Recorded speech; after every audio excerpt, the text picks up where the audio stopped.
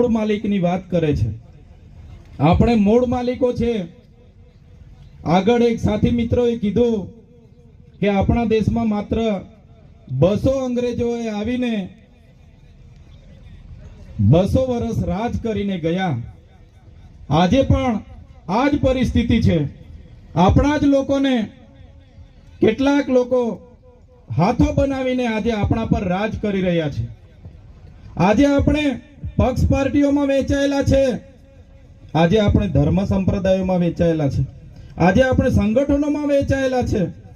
જે દિવસે આપણે આ પક્ષ પાર્ટી, ધર્મ સંપ્રદાય અને અનેક પ્રકારના સંગઠનોમાંથી ઉપર આવીને જો વિચારીશું, તે દિવસે આપણો સમાજ એક થઈને ઉભો રહેશે. સૌથી મોટી લડાઈ આપણા જ સમાજના, આપણા જ અંદરની લડાઈ છે. એનાથી